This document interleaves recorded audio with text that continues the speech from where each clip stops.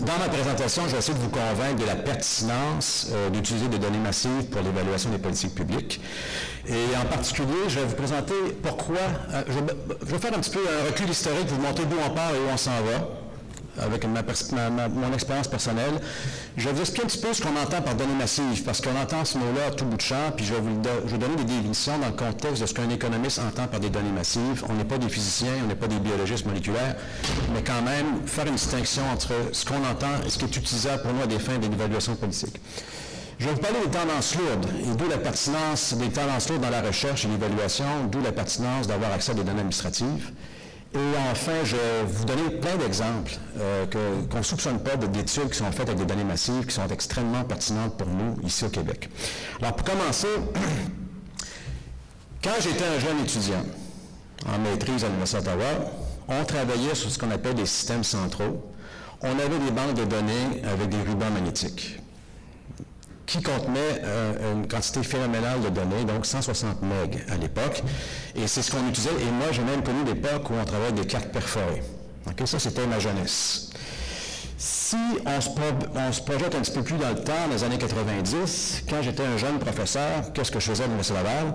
Je travaillais sur un système central avec des rubans magnétiques IBM 160 MB. Et avec des vieux terminaux VM-CMS sur les gros systèmes centraux. Mais la grosse innovation en ces années-là, ça avait été la décentralisation du calcul. C'est-à-dire qu'on ne travaillait plus sur des gros terminaux, on a commencé à travailler sur des ordinateurs personnels qui étaient devenus aussi puissants que des ordinateurs centraux, à toute fin pratique. Et autre innovation importante dans les années 90, c'était l'initiative de démocratisation des données. Statistique Canada se rendait compte que tous les profs à travers le Québec et le Canada achetaient des banques de données sur les rubans magnétiques et souvent 15 profs d'une même université avaient la même banque de données.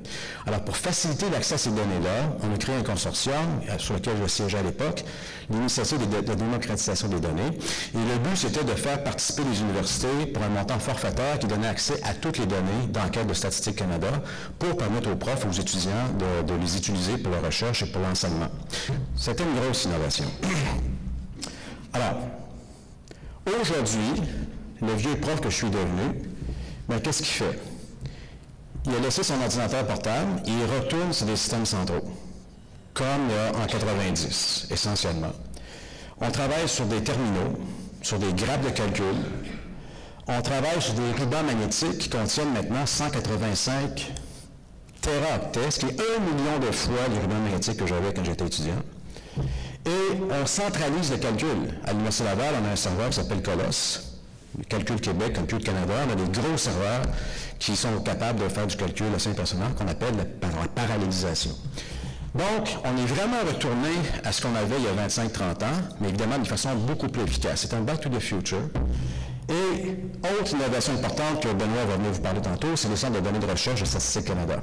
C'est la suite logique de l'IDD, de l'Initiative de démocratisation des données. Et par ça, on donne accès à des données massives, des données administratives, des données panels confidentielles. Alors, encore une fois, c'est une autre innovation. Et Benoît vient de vous parler de vers quoi on devrait aller ou vers quoi on s'en va en ce moment avec ce genre d'initiative-là. Donc, c'est la suite logique de ce qu'on a vu dans les années 90. Ce qu'on voit en ce moment, c'est retour sur les gros systèmes de calcul, retour vers les données massives, sur les rubans magnétiques de grande dimension et surtout centralisation du calcul et accès à des données confidentielles. Alors, pour vous donner une idée de ce qu'on entend par données massives, on va distinguer deux choses, les données privées des données publiques. Dans les données privées, on peut penser à Walmart, à Amazon, Google, etc., qui ont des données absolument extraordinaires, okay, en termes de taille, de dimension. Pour vous donner une idée là, de la taille des données dont on parle, pensons à un mégaoctet, tout le monde sait ce qu'est un meg. Une chanson MP3, c'est 2-3 meg. Un gigaoctet, on sait ce que c'est. Nos ordinateurs portables ont à peu près 1 gig ou 2 de mémoire de disque dur.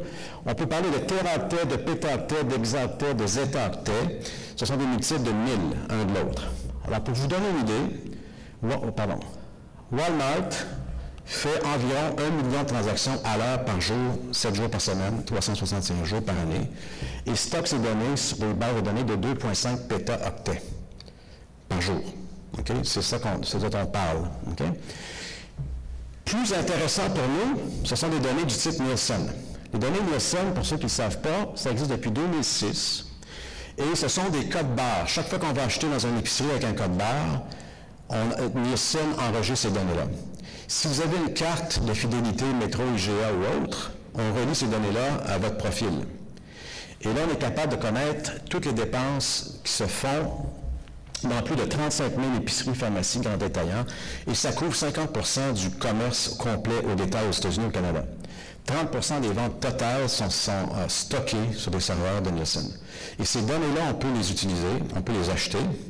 Et du point de vue de la politique économique, ce qui est intéressant, c'est que ces données-là, on peut les coupler, comme on connaît les codes postaux des commerçants, comme on connaît les codes postaux des gens qui achètent avec leur carte de fidélité, on est capable de faire des analyses sur l'obésité, sur l'impact des variations de prix sur la consommation de biens, de toutes sortes de biens, et donc faire des analyses en marketing, mais également en économie. Alors, ici au Québec, il y a une étude qui se fait en ce moment à partir de l'année Nielsen sur les problèmes d'obésité.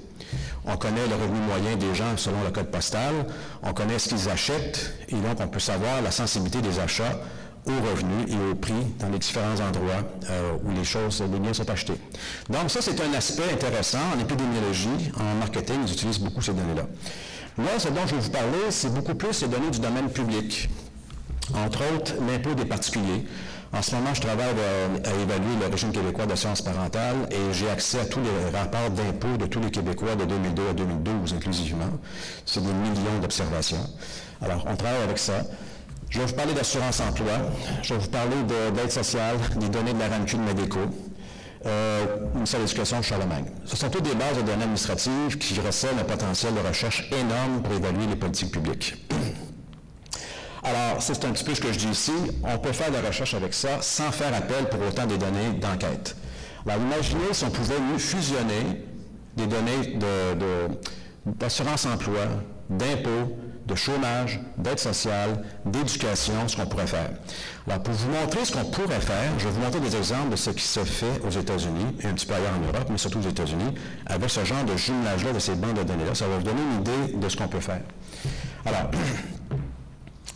mais avant de faire ça, je vais insister sur une chose, c'est qu'il y a des tendances lourdes dans la recherche académique, et il y en a plusieurs. La première, c'est que les taux de réponse au sondage sont en chute libre. Je vais vous montrer des chiffres. La deuxième, c'est que le financement des enquêtes par les gouvernements en Occident est en chute libre aussi. Par contre, du point de vue technologique, le coût de stocker des données, de les traiter et de les manipuler est en chute libre aussi. Ce qui fait que non seulement on accède à plus de données, mais par ailleurs, il y a eu des innovations méthodologiques en économétrie entre autres, qui nous permettent d'exploiter ces données-là, et je vais vous en donner quelques exemples. Alors, vous avez ici le taux de réponse dans le temps aux enquêtes sur les dépenses des ménages. Alors, vous avez les différents pays, Canada, États-Unis, Grande-Bretagne, Australie, et ce que vous voyez, c'est que depuis 1990, lorsqu'on appelle les gens pour faire des enquêtes, le nombre de gens qui acceptent de répondre est en chute libre. Ce qui fait que la fiabilité de ces enquêtes-là décroît dans le temps. Vous avez ici l'utilisation dans les plus grandes revues de la discipline, le pourcentage d'études qui sont publiées avec des données d'enquête. Et là aussi, vous voyez qu'il y a une chute libre dans le temps de publications qui sont faites avec des données d'enquête. Par ailleurs, ce que vous voyez ici, c'est le nombre d'études qui sont publiées avec des données administratives pour 2 années subséquentes qui traitent de l'économie du travail, au NBER, le National Bureau of Economic Research aux États-Unis. Et ce que vous voyez, c'est que définitivement, ce sont les données administratives qui prennent le pas sur tout le reste. Les enquêtes, toute fin pratique, c'est pratiquement plus utilisé. Le corollaire de tout ça, c'est que si vous regardez dans les années 2006, 2006, quand il y avait peu de données administratives disponibles, ce que vous avez en gris, c'est la proportion. Nous, quand on publie maintenant, les revues exigent qu'on mette nos programmes et nos données accessibles à tous les chercheurs pour pouvoir répliquer, valider, vérifier ce qu'on fait. Alors, en 2006, il n'y avait pratiquement aucune exemption qui était demandée par les chercheurs. On donnait nos données et nos programmes. Si on se transporte en 2014, plus de la moitié des publications maintenant, on ne peut pas les valider, les reproduire, les contester. Pourquoi? Parce qu'elles utilisent des données administratives, qui sont confidentielles, bien sûr. Alors, le corollaire de prendre des données administratives, c'est qu'on ne peut plus valider ou vérifier des études qui sont publiées dans des revues plus scientifiques. Ça, c'est le corollaire d'avoir accès aux données. Il y a un prix à payer. Bon. Ça, je n'ai pas accès à ça, moi.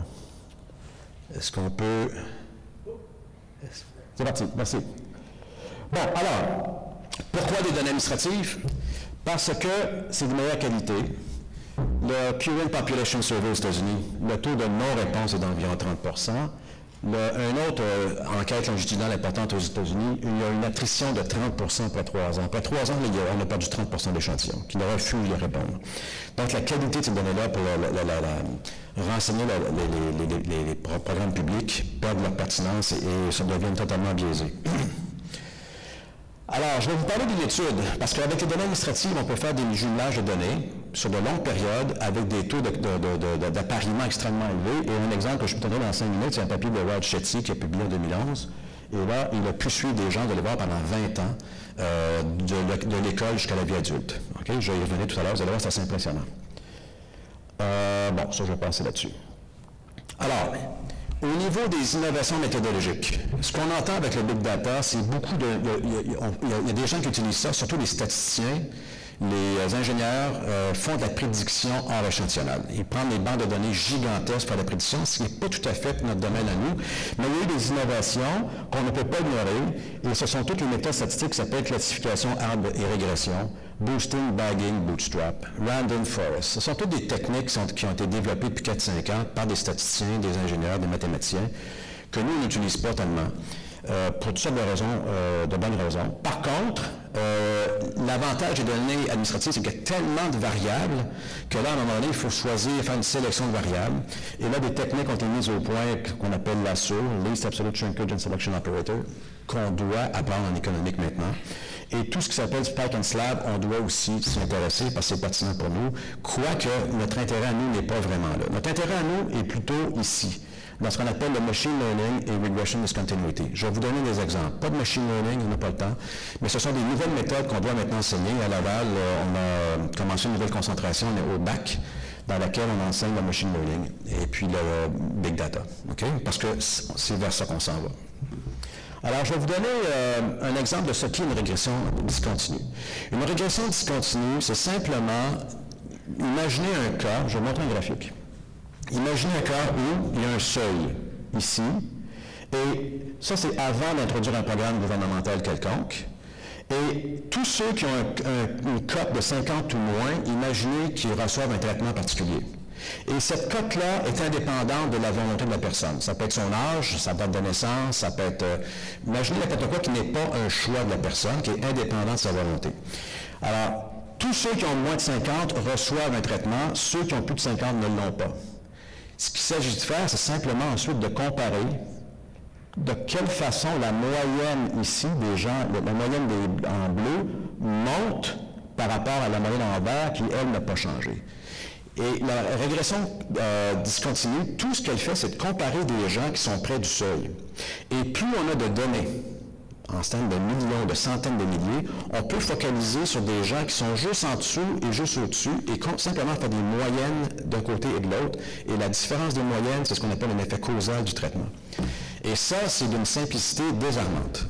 En fait, la seule contrainte, c'est les données administratives. Et il y a un vieux dicton dans la littérature qui dit « Where there's government, there's discontinuity ». Où il y a des gouvernements, il y a des discontinuités. Pourquoi? Parce que tous les programmes gouvernementaux exigent qu'on ait un certain âge. En bas de 65 ans, on n'a pas le droit à ci. En bas de 30 ans, on n'a pas le droit à ça. Il faut avoir un certain seuil de ceci pour avoir droit à ça. Il faut... Bon. Alors, tous ces critères-là, okay, nous créent des discontinuités dans le traitement. Et qui sont involontaires de la volonté personnelle, qui sont indépendants de la volonté personnelle. Et la seule manière qu'on peut exploiter ça, c'est avec des régressions discontinues, sont des données massives. Okay? Et c'est très, très, très pertinent pour les programmes du gouvernement d'avoir accès à ces données-là. Je vous donnerai 2 exemples que j'ai fait moi-même avec des données du gouvernement en exploitant ces techniques-là. Alors, je vais vous donner plein d'exemples, 4-5, okay, de données massives. Le premier exemple que je vais vous donner, c'est le Bill and Prices Project. Alors ça, c'est un papier qui vient de publier récemment, en fait, ça fait quelques semaines. Et le Bill and Prices Project, ça vient de 2 chercheurs argentins. Et ces 2 chercheurs-là soupçonnaient le gouvernement argentin de sous-estimer l'inflation en Argentine durant une période d'hyperinflation. Alors, ce qu'ils ont fait, ils ont dit très bien, le gouvernement prétend que l'inflation n'est pas très élevée, parce qu'évidemment, tous les programmes sociaux en Argentine, comme partout ailleurs, sont indexés au taux d'inflation officiel. Alors, eux se sont dit, très bien, on va regarder les prix sur Internet des biens en Argentine. Et ils ont calculé un indice automatique avec des logiciels informatiques qui vont extraire les données sur Internet en Argentine et calculer leur propre indice de prêt à la consommation. Alors, ils ont lancé ce projet-là à MIT en 2008, ce sont deux profs à MIT, et ils espéraient avoir 10 à 15 000 prix 2 ou 3 ans après. Mais avec la technologie moderne, ils ont en 2010 5 millions de prix par jour auprès de 300 détaillants dans 50 pays. Et aux États-Unis, ils ont 500 000 prix à chaque jour, à partir desquels ils calculent l'indice des prix à la consommation quotidien, régional, municipal. Okay? Alors, le Bureau of Labor Statistics collecte environ 80 000 prix par mois ou aux 2 mois pour calculer l'IPC aux États-Unis. Eux, ils en ont 500 000 par jour. Okay? Alors, voici un exemple de Big Data. Et pourquoi c'est important? C'est important parce que si on recule en 1996 avec le rapport Baskin avait été une bombe à l'époque parce que le rapport Baskin avait dit que la façon dont on calcule le taux d'inflation aux États-Unis surestime le vrai taux d'inflation d'environ 2,5%. Pas 2,5 pourcentage, mais 2,5 %. Ce qui fait que sur 50 ans, lorsqu'on indexe les programmes sociaux au taux d'inflation, on exagère les versements et ça crée un problème de dette insoutenable à long terme. Alors ça avait été le rapport Baskin. Le Canada, heureusement, la façon dont on calculait nos IPC, on n'avait pas le problème que les Américains avaient à l'époque. Alors, c'est important du point de vue de la politique sociale. Si on surestime l'inflation, pendant 50 ans, après 50 ans, les transferts qu'on fait aux gens sont beaucoup trop élevés et donc ça crée un fardeau sur la fiscalité des gens qui travaillent pour payer ces prestations-là. Alors, regardez ce qui s'est passé aux États-Unis. Aux États-Unis, voici l'index. En noir, vous avez l'index calculé par le Building Prices Project. En rouge, le Bureau of Labor Statistics officiel. L'écart est très faible, hein, parce que là, on est en indice des prix. Donc, c'est vraiment à peine un demi-point de pourcentage de différence entre le calcul officiel et le calcul fait par le Building Prices Project. En Argentine, regardez la différence. Alors, vous indexez les programmes sociaux avec ce taux-là, alors que le coût de la vie augmente comme ça. Donc, vous appauvrissez systématiquement les gens. Et c'est politique, parce qu'il y a des économistes dans les universités en Argentine qui disaient ce taux-là est faux. Ça n'a pas de sens, ce taux officiel-là. Alors, le Building Prices Project a permis de calculer, et vous voyez ici, le taux d'inflation annuel américain, selon qu'on prend un ou l'autre, le taux mensuel officiel versus le Building Prices Project, donc il colle parfaitement au taux officiel, alors qu'en Argentine, il y avait l'écart d'inflation. Okay? Bon, annuel, mensuel. Et tout ça, c'est fait automatiquement par des ordinateurs qui vont chercher les prix, qui calculent l'indice des prix. Et la beauté de tout ça, on est aux États-Unis, c'est que vous voulez les données, vous pouvez aller les chercher. Okay? Alors, ils mettent tout disponible, parce que ce sont des données publiques. Alors, vous avez accès à toutes ces données-là. Vous pouvez télécharger même les programmes qui font ces calculs-là. Okay? Un exemple parmi tant d'autres. Je vais vous parler de la mortalité infantile. Mortalité infantile, un papier important qui est publié en 2010. Et là, on s'intéressait au fait qu'on dépense beaucoup d'argent, parfois, pour des procédures invasives. Et la question, c'est est-ce que ça vaut la peine? Alors, ces chercheurs-là ont publié un papier que j'enseigne à mes étudiants dans mes cours d'économétrie. Et on s'est intéressé à la question suivante. Quel est le rendement sur un investissement pour sauver des enfants en néonatologie qui souffrent d'un problème de poids à la naissance? Alors, ce que les auteurs ont fait, ils se sont dit, on sait que les médecins, lorsqu'un enfant naît avec 1500 grammes ou plus, n'interviennent pas parce que l'enfant est viable. Lorsqu'un enfant naît avec moins de 1500 grammes, on intervient de façon agressive pour le sauver. La question qu'ils se sont posées, c'est, comme il y a un seuil autour duquel on traite ou pas un bébé naissant, est-ce qu'on peut détecter dans les données un effet sur l'intervention qu'on fait, cortisone, hyperventilation, tout ce que vous voulez. Alors, qu'est-ce qu'ils ont fait? Ils ont pris un échantillon. Ils ont pris 66 millions de naissances aux États-Unis. Ils ont pris d'autres données qui viennent de Californie avec 6 millions de naissances encore mieux renseignées en Californie. Et ils ont pris 10 millions de naissances encore mieux renseignées en Arizona, New Jersey, Maryland et New York. Qu'est-ce qu'ils ont fait avec ça? Ils ont comparé les enfants qui pesaient entre 1450 et 1500 grammes avec ceux qui pesaient entre 1500 et 1550 grammes. On est vraiment autour du seuil, là. Et en faisant cette comparaison-là, ces enfants-là sont identiques. La seule chose qui les distingue, c'est 50 à 100 grammes max. Alors, ils ont regardé ce qu'on faisait et les procédures médicales qu'on utilise pour sauver les enfants de 1450 grammes. La conséquence, c'est que tant qu'à naître avec un faible poids, vous êtes aussi bien de naître avec un faible poids en bas de 1500. Parce que si vous pesez moins de 1500, on va intervenir massivement pour vous sauver et votre taux de survie va être plus élevé que les enfants qui naissent à 1500 grammes. Et de 10 %. Alors, la conclusion des auteurs, c'est de dire, sur la base de centaines de millions d'observations, on a remarqué aux États-Unis que les enfants qui pesent entre 1450 grammes et 1500 grammes ont un taux de survie 10 % plus élevé que ceux qui naissent à 1500, 1550. Ça coûte 50 000 $ en moyenne, les procédures médicales, et on sauve 10 % de plus d'enfants. Ce qui veut dire que pour sauver un enfant de plus, il faut en traiter 10. Donc, sauver une vie, ça coûte 500 000 $. Essentiellement, c'est ça le calcul.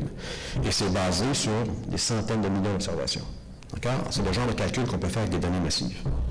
Alors, moi, quand j'ai vu ce papier-là, par curiosité, je dis, je vais aller voir c'est quoi ces données-là. Et devinez quoi? Je les ai téléchargées. OK? Essayez de faire ça au Canada. Impossible. OK? Alors, je les ai sur mon ordinateur. C'est public. Alors, Back to the Future. En 1989, je suis à Princeton en postdoc et le type qui partage mon bureau avec moi, David Zimmerman, un Canadien de bon ton, David a fait un papier qui a été publié dans une très bonne revue, l'American Economic Review, et lui s'intéressait à la corrélation qu'il y avait entre le revenu des fils et leur père. Alors, il y avait un article qui s'appelait « Regression toward mediocrity in economic stature ». Okay? Il commençait son article en disant « Few sons indeed are like their fathers, generally they are worse ». Okay? Et l'idée, il veut savoir ce que le fils arrive à rejoindre le père en termes de revenus. D'accord? Alors, qu'est-ce qu'il a fait, le pauvre David? Ben, il travaillait sur un système central, comme moi à l'époque. Il y avait 2 rubans magnétiques. C'était très compliqué de traiter 2 rubans à l'époque. Et il a pris des données. Bon, je vais vous montrer ces données. Okay? Ici. Alors, pauvre David, il travaillait avec le National Longitudinal Survey des États-Unis, Mature Men et Young Men, donc 2 rubans. Et là, il a essayé d'apparier les fils avec leur père dans ces données-là. Les enquêtes ont typiquement 5000 individus. Et il a réussi à apparier 800 pères-fils, 876 pères-fils. Sur la base de ces 876 pères-fils-là, il a regardé le revenu du fils relativement à celui du père. Et il a trouvé qu'il y avait une corrélation relativement faible de 0,4 %. Okay? C'est important. Dans quelle mesure venir au monde dans un milieu riche nous amène à être riches nous-mêmes ou pas? La mobilité, c'est de dire qu'indépendamment du revenu de son père, on peut monter dans l'échelle des revenus. C'est toute la pertinence de la mobilité sociale, elle est là. Alors, David a fait ça en 92. J'étais dans le bureau, on travaillait à côté de l'autre. Okay? Aujourd'hui, 2016, il y a un papier qui vient d'être publié en 2014 par encore Raj Chetty de l'Université de Harvard. Et là, il se répond la même question. Recent trends in international mobility. Même question que David, mais 20 ans plus tard, 30 ans plus tard. Alors, on aime à penser que les chances de succès sont indépendantes du revenu de ses parents. C'est ça l'idée de la mobilité de l'American Dream, c'est ça. Okay? Alors, c'est très controversé parce que les données qu'on a à ce sujet-là sont plus ou moins fiables, dont celles de David à l'époque. Alors, ce qu'il a fait, il a pris de ce qu'on appelle le IRS Data Bank, revenu d'impôt, et il a apparié 40 millions de fils et pères avec les rapports d'impôt. Et il suit les enfants, donc ce sont des enfants, il va suivre les enfants, le revenu des enfants de 1992 à 2006, 40 millions de fils sachant le revenu du père. Okay? On n'est plus avec David avec 876, là. 40 millions. Et il trouve que la mobilité varie énormément. David avait fait une estimation pour les États-Unis avec 876. Lui, ce qu'il trouve, c'est que ça varie beaucoup d'une région à l'autre.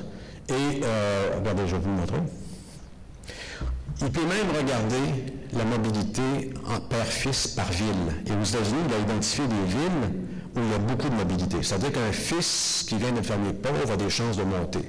Ces villes-là, c'est Salt Lake City, Pittsburgh, San Jose, Boston, etc., etc. Ce sont les villes où on peut effectivement espérer s'en sortir, indépendamment du fait que son père a plus ou moins de revenus. Vous avez ici la probabilité qu'un enfant qui vient de parents dans le premier quintile de revenus soit dans le 5e quand il sera adulte. Ben, c'est 10 11 12 Autrement dit, vous venez au monde dans une famille en bas, les chances que vous finissiez en haut est de 10 12 Par contre, Les villes suivantes sont les villes où la mobilité est la plus faible. Alors, pas étonnamment, c'est le sud. Okay? Quoique là, ce n'est pas le sud, mais le sud et certaines villes, bon, en détresse. Et là, la probabilité de s'en sortir est très faible. Ça vous donne une carte de la mobilité aux États-Unis. Alors, les régions rouges, vous n'en sortez pas. Si vous venez au monde dans un milieu pauvre, vous allez le rester. Si vous venez dans un milieu riche, vous allez le rester. Partout ailleurs où c'est pâle, ici, là, vous allez vous en sortir. Il y a des chances que vous montiez plus loin que votre père. Okay? Alors ça, c'est le genre d'analyse qu'on peut faire au niveau des villes. Et hier, j'étais à une réunion, et là, en ce moment, au Canada, il y a un projet qui se fait avec les données de Miles Korak, qui va parler cet après-midi, où on essaie de faire la même chose au Canada, avec les données de revenus d'impôt de Canada à Ottawa. On essaie de répliquer ces genres d'exercices au Canada. Parce que Miles Korak, qui va parler cet après-midi, a fait ça, lui, il y a très longtemps, okay, pour le Canada. Alors, un des derniers exemples que je vais vous montrer, c'est un autre papier encore de Chetty, et là, il s'intéresse à la valeur des enseignants. Quel est l'effet d'avoir un bon enseignant primaire sur les outcomes futurs? Alors, papier qui vient d'être publié aussi en 2015, 2016, là, j'oublie la date, je ne l'ai pas indiqué. Alors là, est-ce que les professeurs primaires ont un impact sur le futur des enfants? Et là, on regarde ce qu'on appelle value-added teachers. Ce sont des profs qui sont relativement bons, puis comment ils font ça, ils mesurent ça de différentes façons, mais c'est value-added, ce sont généralement des profs qui sont bien payés, parce que lorsqu'ils prennent une classe en charge, en général, les notes de la classe montent. Alors, ceux qui s'intéressent pour lire le papier, là, je n'insisterai pas sur le value-added, là, mais quand même, c'est relié au salaire qu'on donne aux profs qui sont performants. Okay? Alors, qu'est-ce qu'il a fait Chetty? Chetty a regardé les enfants de la 3e à la 8e année aux États-Unis. Et il a donc quitté l'école de 1980 à 2009, et il a regardé leurs données fiscales de 1996 à 2011. Il y avait combien? Il y avait 2,5 millions d'enfants aux États-Unis qui ont fait 18 millions de tests en mathématiques, en anglais, en art. Okay? Et il a corrélé ça avec les qualités des profs qu'ils avaient, des caractéristiques des écoles où ils étaient, et bien, plein de variables de contrôle, évidemment. Alors, qu'est-ce qu'il a trouvé? Il a trouvé ceci. Il a trouvé que la probabilité qu'un jeune au primaire qui avait un prof performant aille à l'université augmente directement avec la qualité du prof ou le salaire du prof en question. Okay? Alors, ça part de 36 puis ça monte à 38-39 Il y a une relation teacher quality versus attending university at 20. Okay? Les revenus des enfants, lorsqu'ils deviennent adultes, relativement à la qualité du prof qu'ils ont eu au primaire, vous avez ça ici. Une autre relation très positive, très significative. Vous avez ici teenage pregnancy, donc les maternités des jeunes adolescentes, en fonction du prof qu'elles ont eu, c'est très négatif. Et ça, ce n'est pas un artefact statistique, c'est basé sur 2,5 millions d'observations. D'accord? Alors, est-ce que ça a eu un impact, ces études-là? Bien, il y a 2 personnes qui ont cité l'étude. Le premier, vous ne voyez peut-être pas, là. L'image est foncée. We know a good teacher can increase lifetime income of a classroom by $250,000. OK? Obama qui parle. Il parle de cette étude-là, parce que si vous augmentez le revenu à 22, 23, 24 ans, ces gens-là, ça va se perpétuer sur leur cycle de vie. Donc, Chetty estime qu'avoir un bon prof au primaire augmente votre revenu de vie annuel, vital, de 250 000 $. Il parlait au Congrès, là. Every person in this chamber can point to a teacher who changed the trajectory of their lives. OK? Bloomberg. Une étude récente à Harvard et Columbia a montré que les jeunes filles avaient moins de maternité en jeune âge, à l'adolescence, sont plus susceptibles d'aller à l'université et sont mieux payées.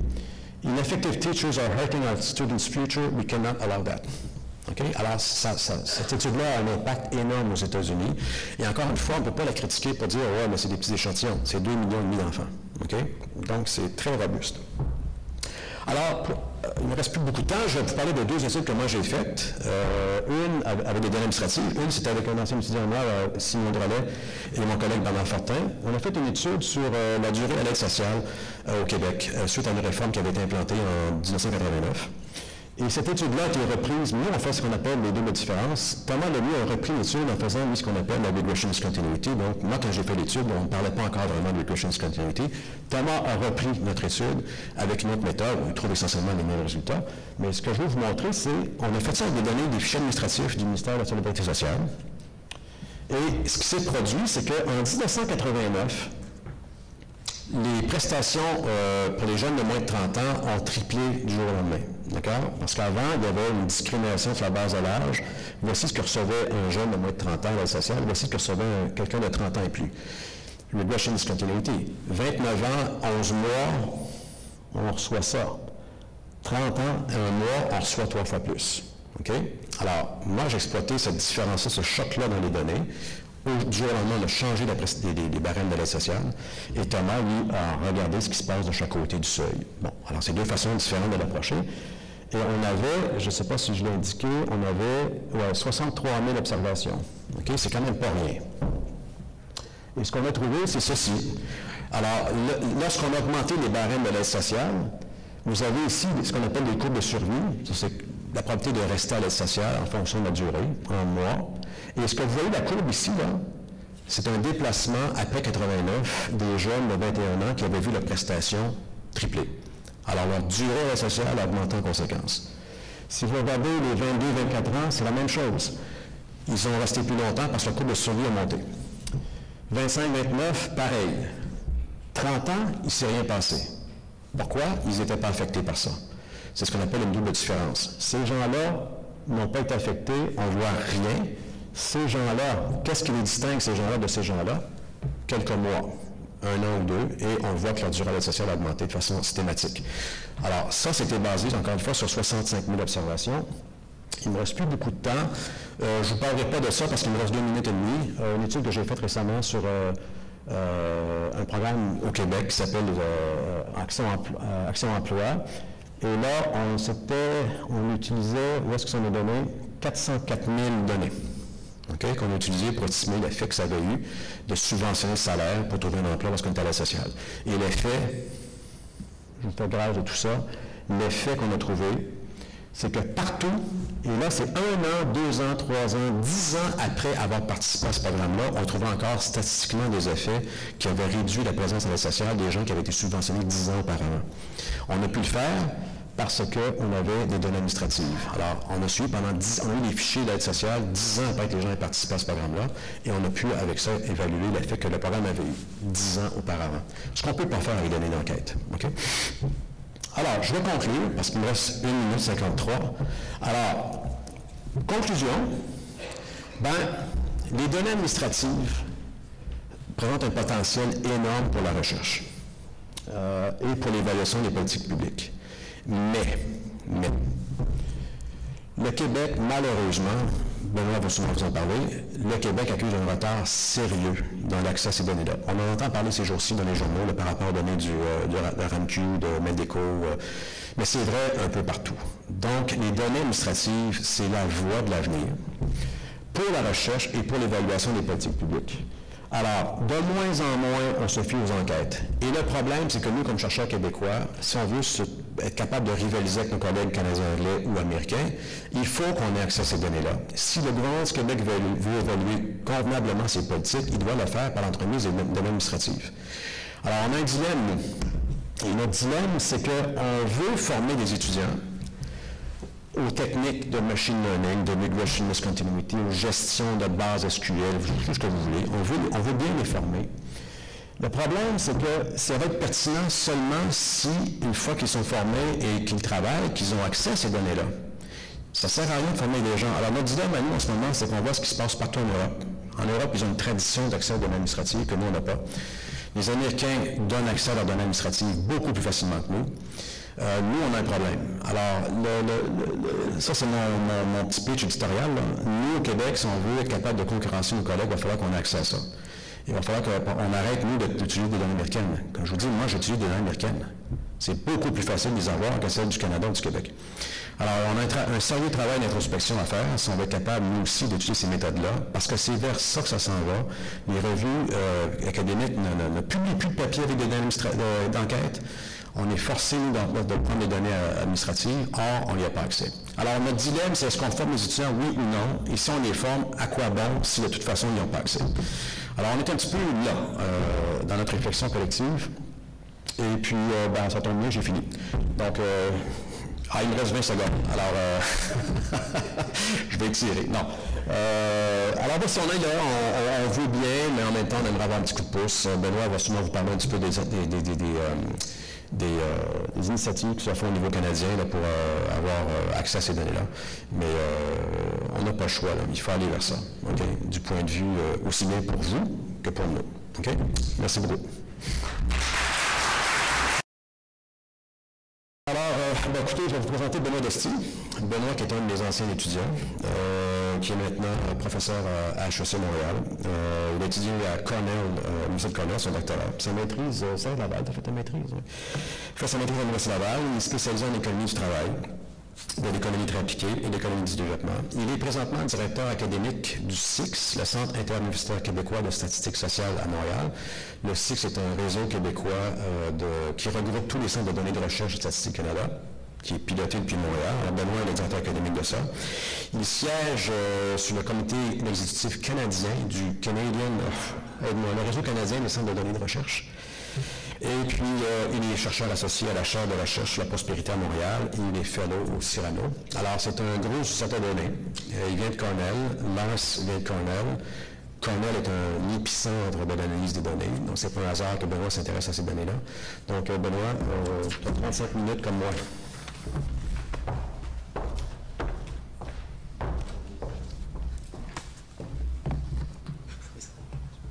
Ben oui, j'écoutais la présentation de Guy, ça me faisait penser, est-ce qu'il y a un prof qui a changé ma vie? Ben oui, Guy a changé ma vie. J'étais en actuariat à l'Université Laval, j'ai pris principe de microéconomie avec lui, et je l'ai entendu chialer comme les actuaires pendant une session au complet. Là, je me suis dit, il faut que je change, il faut que je me joigne au groupe des économistes là, pour... la télécommande, c'est ça?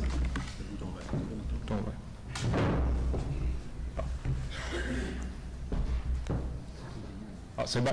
Comme Guy vous l'a annoncé, je suis professeur à au département d'économie appliquée, anciennement Institut d'économie appliquée, à HEC Montréal, anciennement École des hautes études commerciales, et je suis directeur académique du Centre interuniversitaire québécois de statistique sociale, et je vais vous faire, en fait, les prochaines 30 minutes, c'est un infopub sur le CIX, qu'on appelle aussi en anglais le KICS, Quebec Inter-University Center for Social Statistics. Donc, je pense que c'est un des rares exemples de centre de recherche au Québec qui a un acronyme aussi bon en anglais qu'en français. Le CIX a été inauguré en 2000. Donc, sa première directrice, c'était Céline Lebourdet, en sociologie à McGill. Elle a fondé le centre, elle a dirigé pendant 10 ans. Elle a été suivie par Danielle Govreau, sociologie Concordia, qui a été directrice pendant 5 ans. Donc, si vous regardez attentivement, vous remarquez que je suis le premier homme à diriger le centre. Et si vous regardez encore plus attentivement, ce qui est peut-être plus scandaleux, c'est que je suis le premier économiste à diriger le centre. Donc, je vais commencer formellement avec la présentation du CIX. Donc, notre mission, donc ça fait un peu corporatif, c'est de promouvoir une recherche orientée vers la compréhension des grands enjeux de société et nécessitant l'analyse de bases de données multiples et complexes issues de différentes sources. Le mot-clé ici, c'est données. Par données, j'entends essentiellement des microdonnées confidentielles, donc souvent des observations au niveau de l'entreprise ou de la firme. Je me dois aussi de mentionner que le CIX représente un partenariat que je qualifierais de unique, qui associe l'ensemble des universités québécoises aux 2 instituts nationaux de statistique, l'Institut de la statistique du Québec et Statistique Canada. Et on est aussi membre du réseau canadien des centres de données de recherche. Donc ça, c'est un réseau pan-canadien qui des données de Statistique Canada. Il y a présentement 30 sites au Canada où on peut accéder aux données de Statistique Canada à travers le réseau. Quand je dis que le CIX associe l'ensemble des universités québécoises, ce n'est pas une exagération. de l'Université Laval, à McGill, Concordia, Sherbrooke, Bishop, l'UQAM, l'INRS, l'Université de Montréal, tous les réseaux de l'Université du Québec, tous sont membres du SIX. Donc, je pense que c'est un des rares exemples de regroupement de toutes les universités au Québec. J'essayais de penser à un autre regroupement qui existait. Je pensais à la CREPUC, mais on voit le succès que ça a eu l'année passée. Le Centre de données de recherche de Toronto et le SIX sont les deux centres de recherche les plus actifs dans tout le réseau. Je pense que Toronto a un petit peu plus d'activité que nous, mais jusqu'à tout récemment, j'aimais dire que je pensais quand même qu'à Montréal, on avait une meilleure équipe de hockey, mais je ne sais pas si c'est encore vrai. La seule exagération dans l'énoncé ici, c'est que notre partenariat avec les ministères est assez préliminaire, un peu moins riche que ce que je voudrais. Je vais revenir plus loin. Donc, le SIX, c'est quoi, outre l'acronyme? C'est d'abord une infrastructure. Donc, ce sont des laboratoires sécurisés qui donnent l'accès aux microdonnées détaillées et confidentielles. On emploie des analystes des instituts de la statistique qui vérifient les résultats que les chercheurs ont pour vérifier qu'aucune règle de confidentialité n'a été brisée avant de permettre la libération des résultats. Comment ça fonctionne en pratique? Donc, un chercheur qui voudrait accéder aux données, donc ça peut être un chercheur académique d'université, ou ça peut être un chercheur gouvernemental, ou même d'une ONG ou d'une compagnie privée, il doit présenter un projet de recherche à un comité de pairs. Si le comité de pairs juge que la recherche est intéressante ou faisable, on lui donne accès aux données et là, il va faire sa recherche et c'est après qu'il obtient ses résultats qu'il y a une libération des résultats si aucune règle de confidentialité n'a été violée. Les objectifs du SIX, bon, premièrement, soutenir la recherche en facilitant l'accès aux microdonnées détaillées. Donc, on a une fonction un peu informationnelle, dans le sens où on aime faire connaître les banques de données qui sont disponibles et celles qui s'en viennent. Donc, allez voir sur notre site, on a des listes assez détaillées, ou sur le site du réseau. Je vais vous donner des exemples des sources de données qui sont disponibles au SIX très bientôt. Et aussi, bon, on a un aspect opérationnel dans le sens où, si vous voulez utiliser des données de l'Institut de statistique du Québec ou de Statistique Canada, votre choix auparavant, c'était de vous rendre à Ottawa ou à Québec. Donc, le système de laboratoire sécurisé du réseau canadien permet d'amener les données plus près des chercheurs, pas aussi près qu'ils le voudraient. Donc, plusieurs pourraient témoigner qu'il y a mieux avoir les données sur leur laptop, dans leur bureau, que dans un laboratoire sécurisé. Mais bon, c'est un bon intermédiaire, c'est mieux que pas d'accès du tout, je dirais.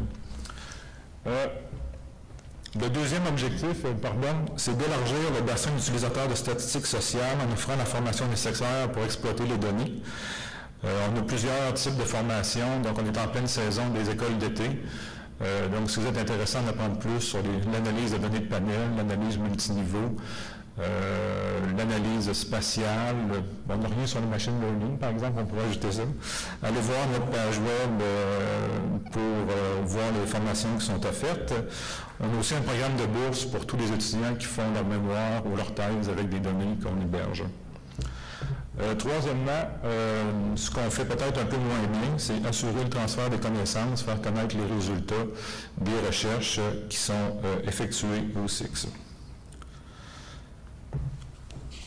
Donc, j'ai mentionné un peu l'historique du centre tantôt. Donc, ça a été fondé en 2000. On a signé un partenariat formel avec l'ISQ en 2005. Depuis notre ouverture en 2000, on est financé par le Fonds québécois de recherche, le Fonds de recherche québécois sur la société et la culture. Et récemment, on a un financement aussi du Fonds de recherche québécois en santé, parce on parle beaucoup de statistiques sociales ici.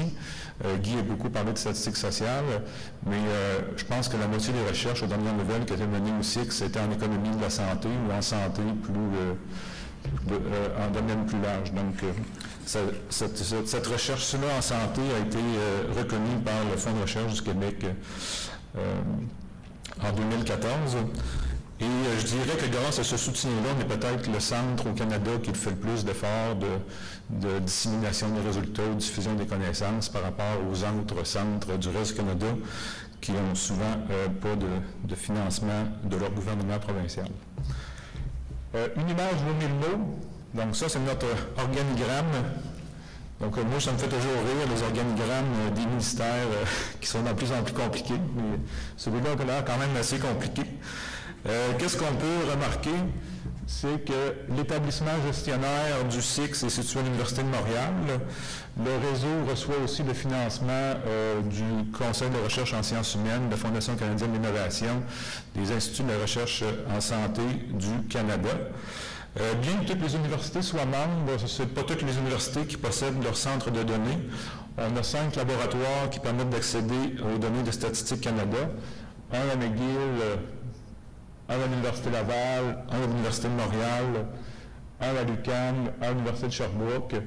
Et pour l'Université du Québec, c'est seulement l'accès à distance qui est permis, donc ce n'est pas l'accès complet. Quoi d'autre remarquer?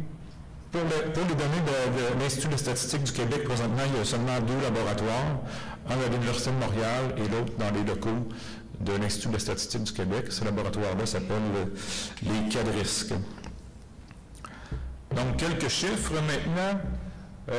On a plus d'une centaine de sources de données confidentielles sont disponibles. En fait, probablement que le chiffre est pas mal plus gros. 1085 projets démarrés depuis l'ouverture, une centaine de nouveaux projets à chaque année depuis 2008 et ça continue. 221 projets en cours et 426 chercheurs qui sont impliqués. Même problème que tantôt. Technique, s'il vous plaît. Vous pouvez faire la mise à jour d'Adobe pour qu'on n'ait plus ce problème-là. Donc, 86% des projets proviennent du milieu universitaire et 14% du milieu gouvernemental, des organismes non gouvernementaux et du secteur privé. Beaucoup d'étudiants impliqués, 130 étudiants des cycles supérieurs, ça c'est à peu près moitié MSc et PhD. Depuis 2008, près de 150 mémoires de maîtrise, 70 thèses de PhD ont été complétées avec les données dans le centre et 45 chercheurs du doctorat. Donc, beaucoup de personnes au Québec ont un lien plus ou moins errant avec le SIX. Parlons maintenant de données. Je vais vous donner plusieurs exemples de sources de données qui sont disponibles au SIX. Je vous laisse juger à savoir si c'est tous des exemples Big Data, de même que la définition soit floue. Là, je pourrai vous parler plus en détail des détails de la définition de Big Data. Donc, les plus connus, je dirais, en plus que tout le monde a rempli son formulaire récemment, donc c'est frais à vos mémoires. Et je pense qu'il y a eu un petit débat là-dessus dernièrement. Pour consulter les microdonnées du recensement, c'est au SIX que vous devez venir. Donc, on a le recensement de 1971 à 2011. Et bientôt 2016, bientôt, je crois, c'est début 2018, les microdonnées du recensement devraient être disponibles. Donc, j'ai mis 2011 en guillemets là, pour souligner qu'il s'est passé quelque chose en 2011 là, sur lequel je ne veux pas élaborer. On a aussi les recensements historiques 1911, 1921, 1931, 1941, 1951. Donc, ça fait référence, je crois, à la question que si vous avez répondu au recensement, il y a une question qui dit « Cette personne accepte-t-elle que les renseignements issus du recensement soient accessibles 92 ans après l'enquête? » Donc, si ça fonctionne, je pense que c'était des règles différentes auparavant. Mais donc, j'espère que vous avez répondu oui. Et donc, vos renseignements seraient disponibles dans un recensement historique dans 92 ans. Au niveau de l'Institut de la statistique du Québec, plusieurs enquêtes, il y a une centaine d'enquêtes. Je me suis dit qu'il y avait une forte probabilité que quelqu'un de l'Institut de la statistique du Québec soit dans la salle, donc je me dis je vais présenter quand même quelques enquêtes de l'Institut de la statistique du Québec. Par exemple, l'enquête québécoise sur le développement des enfants de maternelle en 2012. Ça, c'est une enquête qui permet de savoir que plus vous êtes... donc, on a ici la proportion... la répartition des enfants de maternelle selon les quintiles de l'indice de défavorisation matérielle et sociale. Donc, ce qu'on voit, c'est que les fréquentations sont un petit peu plus faibles lorsque les quintiles sont plus pauvres.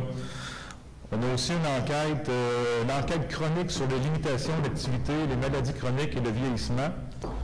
Donc ça, c'est l'enquête qui vous permet de savoir quelles sont les limitations d'activité des personnes. Et moi, j'étais assez surpris de voir que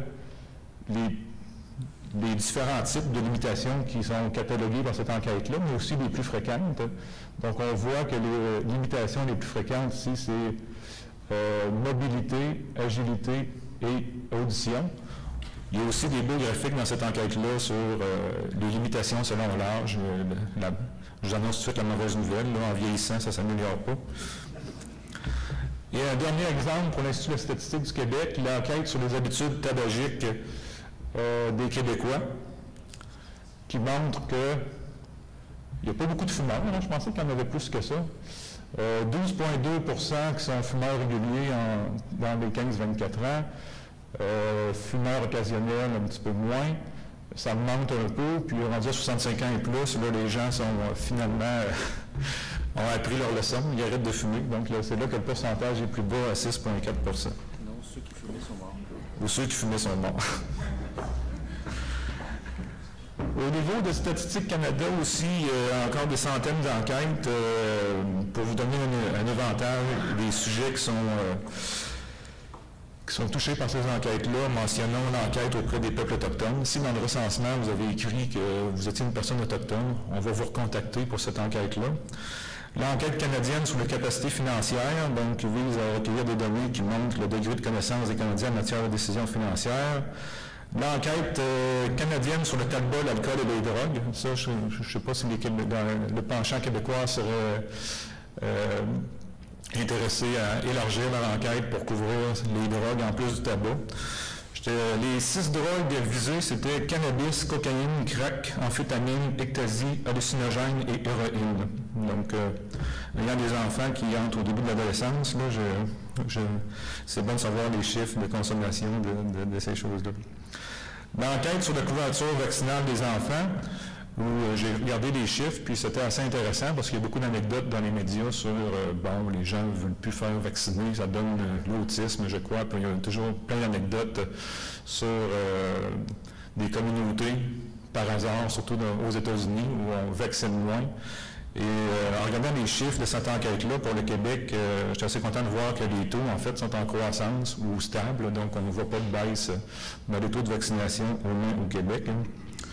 L'enquête sur la population active, ça c'est l'enquête déprimante qui à chaque mois nous rappelle que le taux de chômage au Québec est plus élevé qu'en Ontario. L'enquête sur la santé des collectivités canadiennes, ça c'est une assez grosse enquête. C'est intéressant, c'est une enquête qui était transversale, qui avait des échantillons d'à peu près 130 000 personnes et qui est devenue longitudinale en 2003-2005 et le nombre de répondants est passé à 65 à peu près par année, mais sont suivis à travers le temps. Donc ça, c'est une enquête qui vise à recueillir des renseignements sur l'état de santé, l'utilisation des services de santé, les déterminants de la santé de la population canadienne. Donc très intéressante. Au niveau des enquêtes longitudinales, encore quelques exemples. Il y en a beaucoup moins qu'avant. Vous avez peut-être suivi le dossier comme quoi le financement de Statistique Canada a beaucoup diminué ces dernières années. Et une des premières victimes de ce financement moindre, ça a été les enquêtes longitudinales. Plusieurs enquêtes sont disparues. Vous connaissez peut-être l'enquête sur la dynamique du travail et du revenu, l'enquête sur le milieu de travail et les employés. Donc, l'ELIA, l'enquête longitudinale et internationale des adultes, ça, c'est une nouvelle enquête. Donc, les données 2012 sont disponibles. Les données 2014 devraient être disponibles dans quelques mois.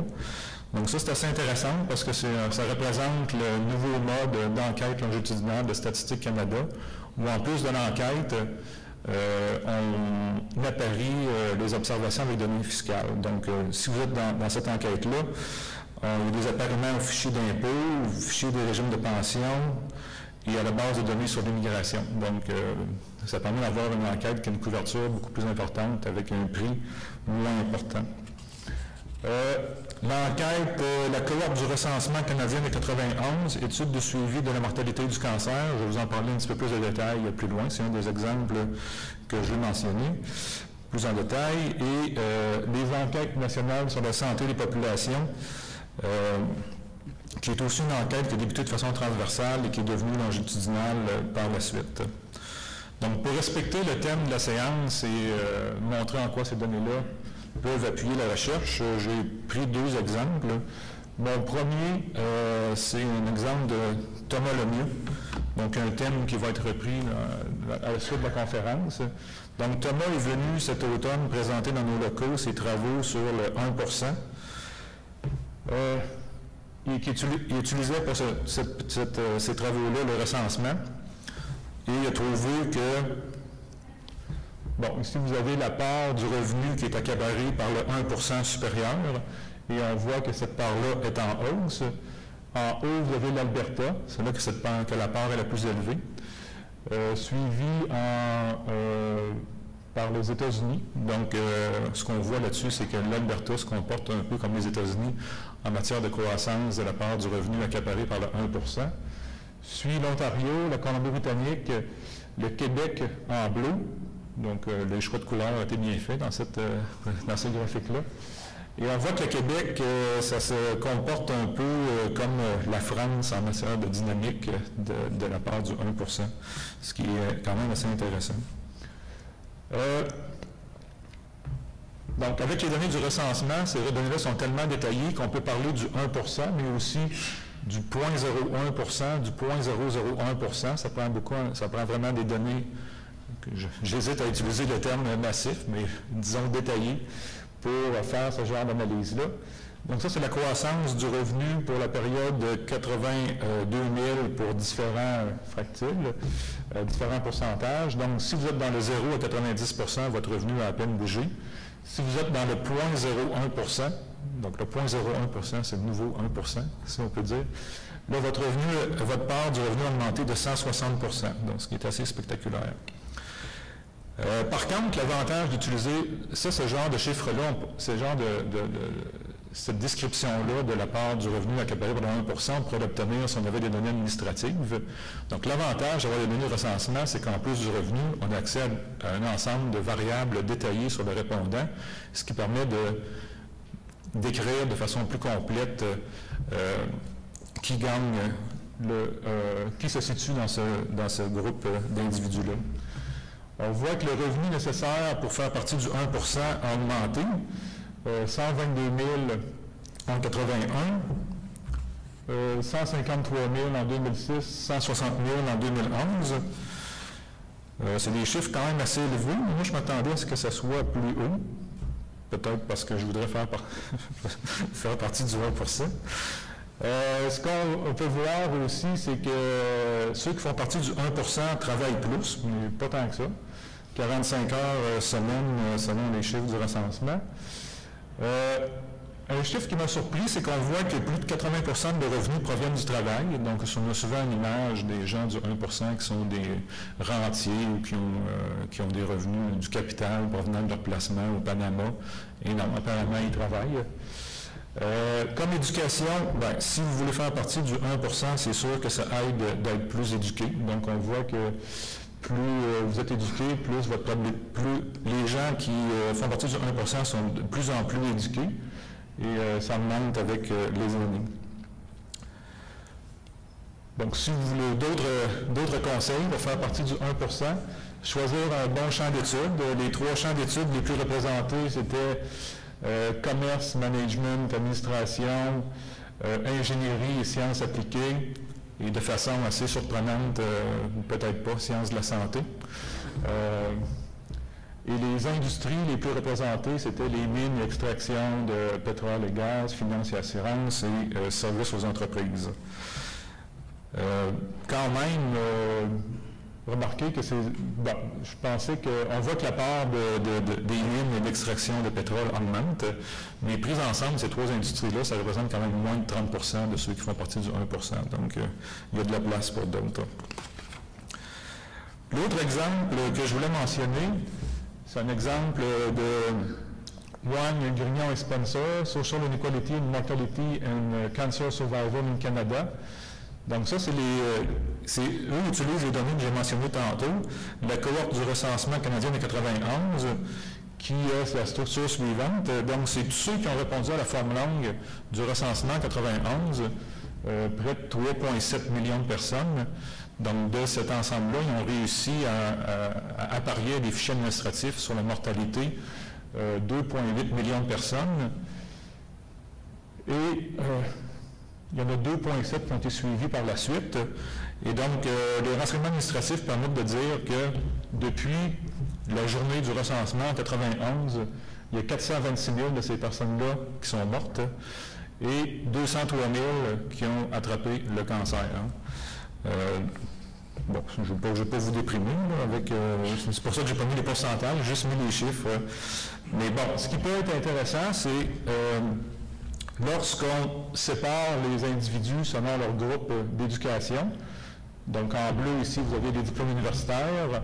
En rouge, éducation post-secondaire. En vert, éducation secondaire. Et en mauve, moins d'un diplôme secondaire. On voit que pour chaque groupe d'âge, et ça commence assez jeune, les probabilités de décès sont beaucoup plus élevées si vous avez moins d'éducation. Donc, il y a un lien clair ici entre éducation et probabilité de décès. Ce lien-là s'estompe à mesure qu'on avance en âge. Rendu à 80 ans, même si vous avez plus d'éducation, vous ne pouvez pas échapper à la mort. Donc, première leçon de la journée, si vous voulez vivre longtemps, plus d'éducation. Deuxième leçon, on peut aussi séparer les individus selon leur quintile de richesse.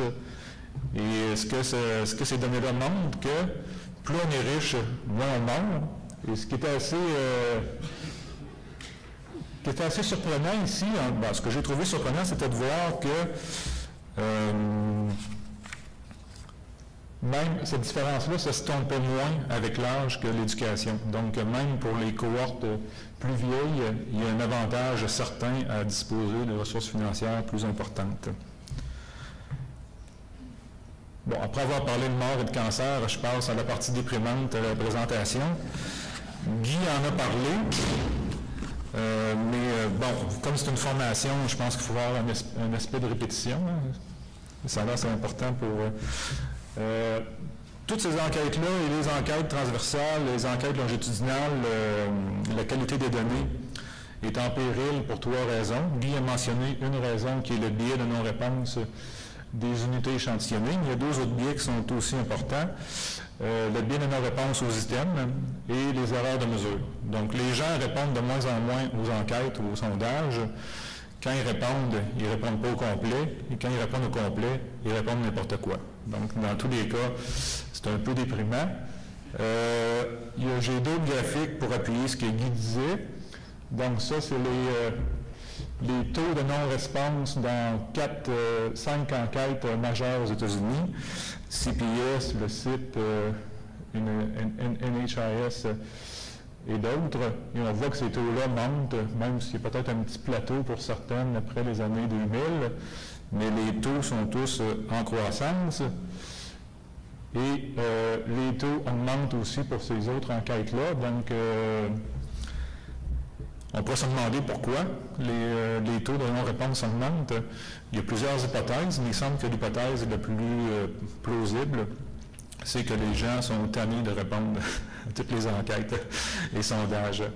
Moi, depuis que je suis arrivé ici hier, je suis venu en train, et depuis que je suis arrivé, j'ai déjà reçu un sondage de Via Rail qui m'interroge sur la qualité de vie à l'intérieur du train 24.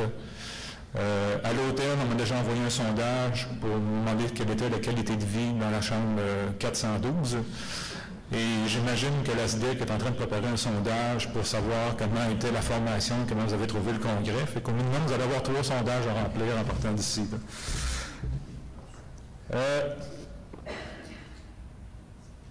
OK. D'autres courbes qui montrent que les problèmes... Je vais passer ça peut-être rapidement. Bon, vous demandez peut-être... donc ça, c'est un article tiré du Journal of Economic Perspective, assez récent aussi, de Bruce Meyer, donc qui documente la croissance des 3 biais. Et vous demandez peut-être, bon, le biais de non-réponse, c'est assez facile à calculer. On sait qui on interroge et qui ne répond pas. Le biais de non-réponse à certains items, on peut aussi assez bien le quantifier. Mais comment on fait pour quantifier les erreurs de mesure? Donc, eux, ils ont des questions de données d'enquête qu'on peut apparier à des fichiers administratifs et comparer les réponses qu'il y avait dans les fichiers administratifs et les données d'enquête, et c'est ce qui leur a permis de quantifier les biais et de montrer que les 3 biais étaient en croissance et importants. Donc la solution proposée pour tous ces biais-là, à laquelle Guy a référé et à laquelle j'adhère, c'est d'avoir une plus grande disponibilité de données administratives. Il y en a déjà qui sont disponibles dans le réseau. 3 exemples, la banque de données administratives longitudinale, les statistiques sur l'état civil, décès et naissance, le registre canadien du cancer qui a été utilisé dans l'enquête, mais je pense qu'on pourrait faire beaucoup mieux. Il y a des banques de données qui sont,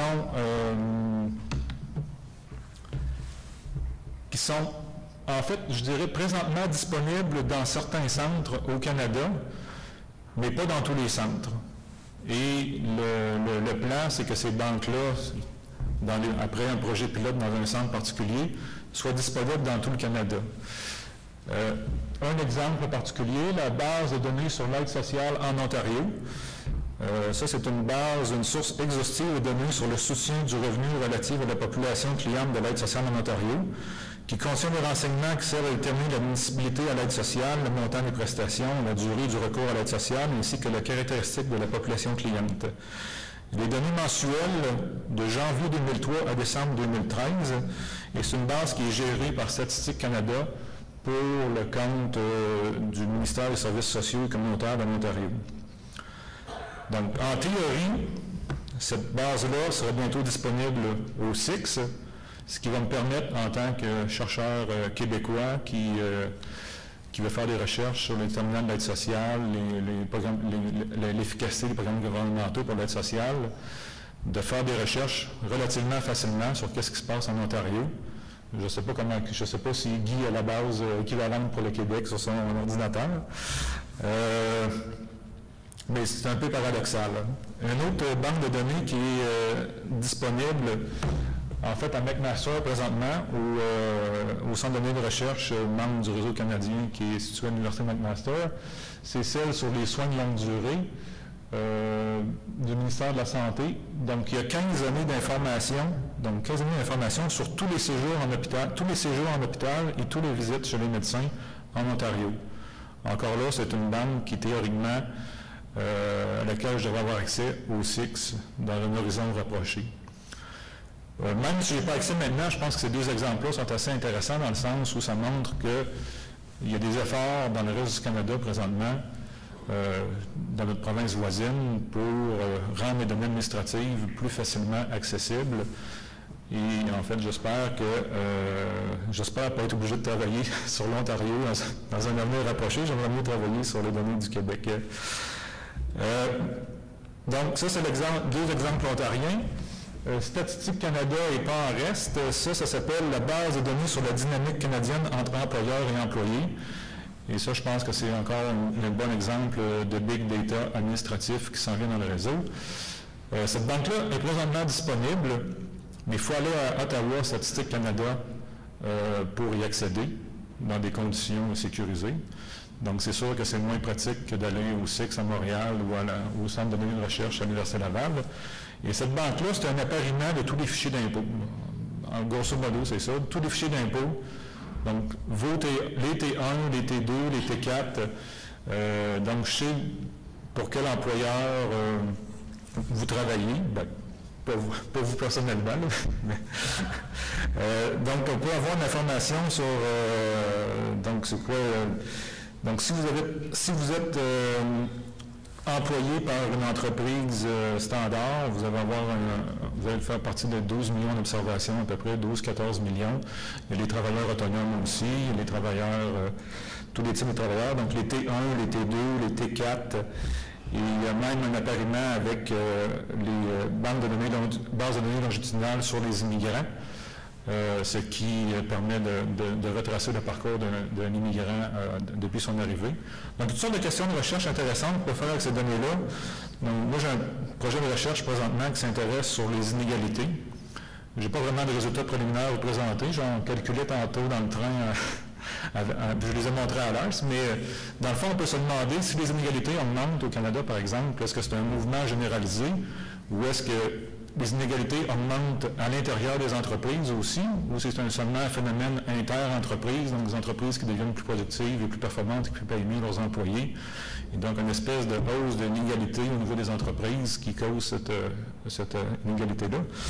Au niveau des immigrants, on pourrait analyser par exemple un immigrant qui, on sait que quand il arrive au Canada, il gagne un salaire plus faible que ceux qui sont nés ici. Mais qu'il y a un rattrapage qui se fait. Après un certain nombre d'années, il n'y a pas de différence notable entre les deux catégories de travailleurs. Mais comment se fait ce rattrapage-là? Est-ce que c'est un immigrant qui arrive dans une entreprise et qui gravit les échelons d'entreprise et voit son salaire monter et rattraper les natifs? Ou est-ce que c'est un immigrant qui arrive, se trouve un emploi chez un employeur, c'est pas un bon match, trouve un autre emploi, puis il va d'entreprise en entreprise jusqu'à temps qu'il y ait un meilleur match qui permet d'avoir un salaire équivalent à un travailleur natif. Donc, ça prend vraiment des données appariées, employeur-employé, avec des bons échantillons pour examiner ce genre de questions-là, et c'est possible avec cette banque-là. Je vais conclure avec les défis pour le SIX. Donc, j'en mentionne 3 en conclusion. Je pense qu'on n'a pas, même s'il y a de moins en moins de sources de banques de données longitudinales, c'est intéressant d'en avoir un petit peu plus. Et je pense que Statistique Canada est réceptif à ça avec le nouveau gouvernement. Je pense qu'il y a un comité qui est en train d'examiner l'offre en termes de données longitudinales et qu'est-ce qui pourrait être fait pour l'améliorer. On a un défi au niveau des données administratives, comme les données administratives dont je parlais, il y en a plusieurs qui sont disponibles seulement dans certains centres ou à Statistique Canada. Donc, on va avoir une distribution plus grande de ces données-là. Et les données provinciales, il y a des provinces qui font des efforts remarqués présentement pour rendre les données plus disponibles, mais je pense qu'au Québec, on devrait en faire aussi, ou regarder ce qui se fait ailleurs, puis essayer d'avancer dans ce dossier-là. J'essaie de trouver un slogan pour convaincre. Libérer les données, ça a déjà été utilisé. Donc là, c'est une nouvelle version. Donnez vos données et vous recevrez de la recherche intéressante et peut-être même qui pourra appuyer vos objectifs. Merci beaucoup.